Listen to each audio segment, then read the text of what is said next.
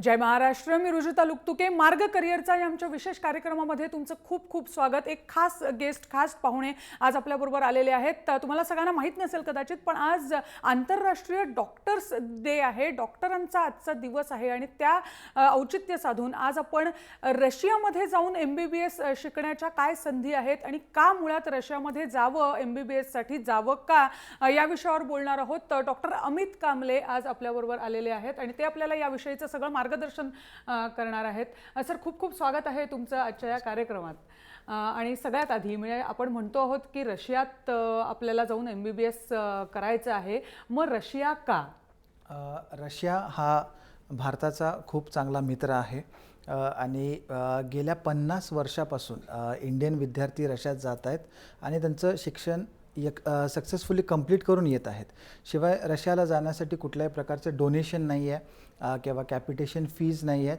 CETची गरज नाही आहे, त्याचप्रमाणे NEETची देखील गरज नाही आहे. सगळे जे युनिव्हर्सिटीज जे रशियामधले आहेत ते गव्हर्मेंट मान्यताप्राप्त युनिव्हर्सिटीज आहेत आणि WHO मान्यताप्राप्त हे युनिव्हर्सिटीज आहेत आणि इंग्लिश मीडियममध्ये विद्यार्थ्यांना शिकवलं जातं. म्हणून ज्यांना CETमध्ये किंवा नीटमध्ये ज्यांना अपयश येतं पण ज्यांना डॉक्टर बनायचं आहे त्यांच्यासाठी हा एक मार्ग आहे जे आपले विद्यार्थी निवडू शकतात. बरोबर. मग नेमकं, कारण मध्य युरोपमध्ये आता तुम्ही म्हणताय रशियामधल्या MBBSच्या संधी, मग नेमक्या कोणत्या विद्यापीठांमध्ये मुलं, भारतातली मुलं इंग्रजीत शिक्षण घेऊ शकतात? काय विद्यापीठ तुम्ही त्यांना सुचवाल? जनरली रशियामध्ये 52 अशा युनिव्हर्सिटीज आहेत जे WHO म्हणजे वर्ल्ड हेल्थ ऑर्गनायझेशन, त्याचप्रमाणे मेडिकल काउन्सिल ऑफ इंडिया मान्यताप्राप्त आहेत. रशिया आपल्याला माहीत आहे की हा 3 पार्टमध्ये डिवाईड झालेला आहे. युरोपियन पार्ट ऑफ रशिया, त्याचप्रमाणे सायबेरियन पार्ट आणि एशियन पार्ट. सगळ्यात जास्ती इन्फ्रास्ट्रक्चर जे आहे ते युरोपियन पार्ट ऑफ रशियामध्ये चांगलं आहे. आम्ही जे युनिव्हर्सिटीज सजेस्ट करतो त्या मॉस्को, सेंट पीटर्सबर्ग, कझान आणि निझनी. मॉस्को ही रशियाची पहिली राजधानी आहे, तिथं 3 युनिव्हर्सिटीज आहेत. त्याचनंतर सेंट पीटर्सबर्ग ही दुसरी राजधानी आहे. कझान ही रशियाची तिसरी राजधानी आहे, तिथं 2 युनिव्हर्सिटीज आहेत.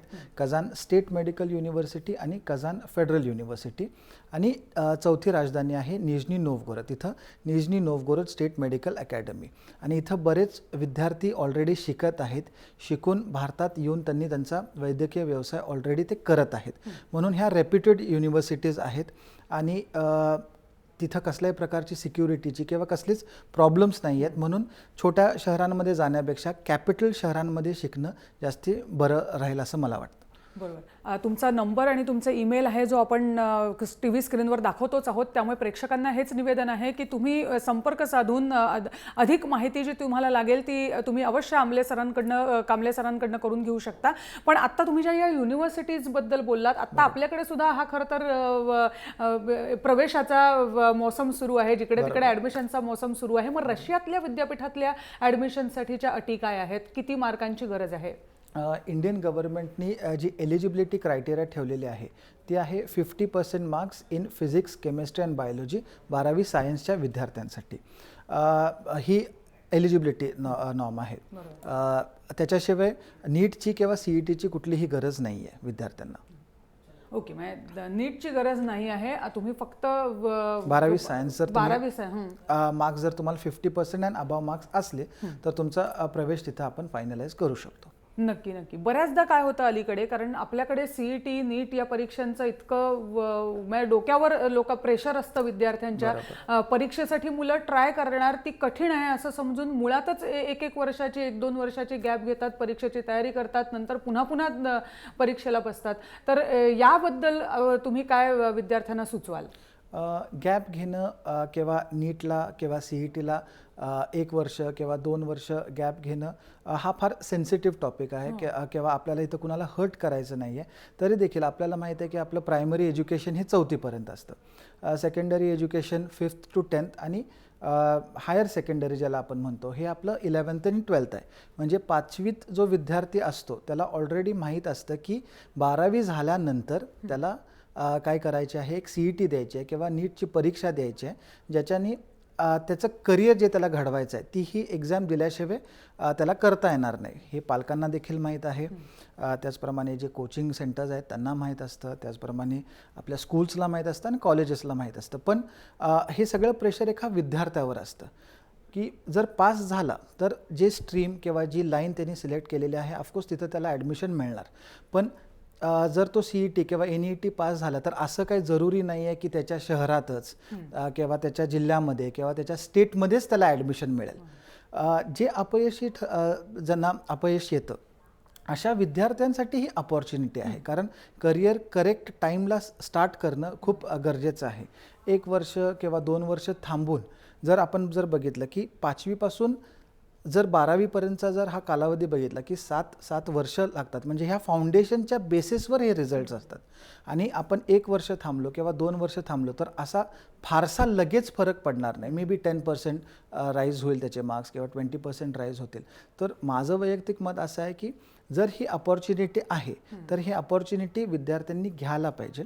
आणि रशियाला जायच्या अगोदर हा सिमिलर पॅरलल पॅटर्न आपण इथं डिस्कस करू शकतो की 12वी नंतर आपल्याला माहिती आहे की MBBS इन रशिया जर करायचं असेल तर आल्यानंतर एक स्क्रीनिंग परीक्षा द्यायची असेल.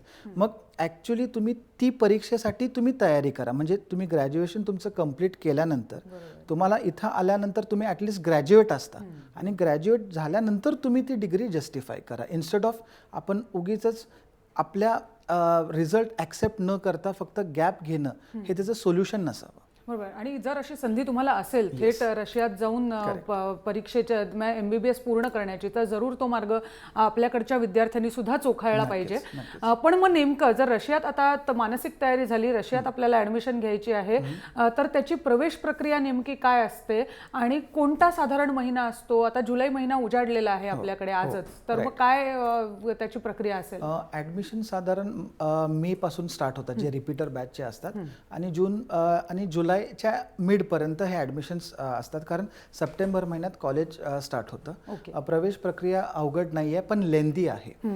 कारण ॲडमिशनचं ॲप्लिकेशन केल्यानंतर आपल्याला पासपोर्ट याला अंदाजे 1 महिना लागतो. त्याच्यानंतर 1.5 महिना आपल्याला म्हणजे 45 days for the visa papers आणि विजा पेपर्स झाल्यानंतर 7 दिवस आपल्याला विजा याला लागतो आणि त्याच्यानंतर तिकीट. म्हणजे ॲडमिशन झाल्यापासून विद्यार्थी रशियाला डिपार्ट होण्यापर्यंत अंदाजे 3 महिने लागू शकतात. म्हणून जेवढा लवकर आपण आपलं ॲडमिशन कन्फर्म करतो तेवढा बेटर आहे.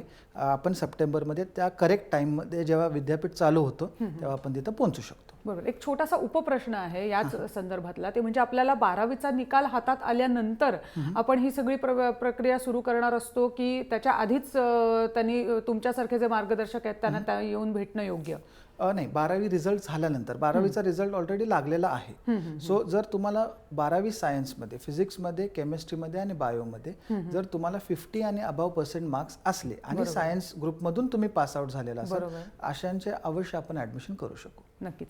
आता पुढचा महत्त्वाचा खर्च, कारण परदेशात शिक्षण हे म्हटलं की सगळ्यात आधी जर काय आठवत असेल आपल्याला तर पैसे कसे उभे करायचे या गोष्टीसाठी किती प्रेशर पालकांना द्यायचं. मेडिकल फीस तर भारतात सुद्धा आपल्याला माहिती आहे किती जास्त आहेत. मग अशा वेळी जर रशियात तुम्ही जाणार असाल तर पैशाची तरतूद कशी करायची? जर बघायला गेलं तर बरेच इंडियन बँक्स लोन प्रोव्हाइड करतात. अंदाजे खर्च जर रशियाला बघितला तर इंडियापेक्षा खर्च जास्त लागत नाही. हा कमी खर्चात एज्युकेशन आहे कारण रशियन गव्हर्नमेंट सबसिडीज प्रोव्हाइड करत असतं.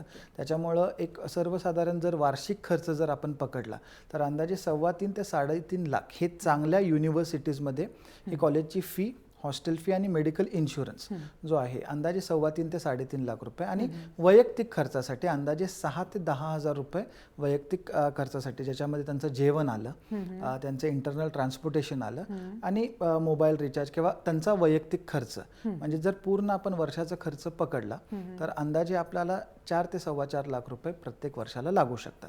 आणि 6 वर्षाचा हा फुल टाईम कोर्स आहे. म्हणजे जर आपण पूर्ण कोर्सचा जर विचार केला तर अंदाजे 24 ते 25 लाख रुपये लागू शकतात. ही सगळ्यात महत्त्वाची माहिती आहे आणि हा एक महत्त्वाचा मुद्दा आहे की भारतातही अलीकडे मेडिसिनला यापेक्षा किंबहुना जास्त खर्च येतो. त्या दृष्टीने सुद्धा हा पर्याय आपल्याला तपासून पाहता येऊ शकेल आणि MBBS करणाऱ्यांसाठी ही एक चांगली संधी रशिया मधल्या विद्यापीठांमध्ये जाऊन MBBS करण्याची आहे असं आपण नक्कीच म्हणू शकतो. एक वेळ झाली आहे छोटासा ब्रेक घेण्याची. ब्रेक घेऊन परत येणार आहोत आणि डॉक्टर कांबळे सरांशी चर्चा करणार आहोत यानंतरच्या प्रक्रियेबद्दलची. एक छोटासा ब्रेक घेऊन लगेच परत येतोय. पाहत रहा जय महाराष्ट्र.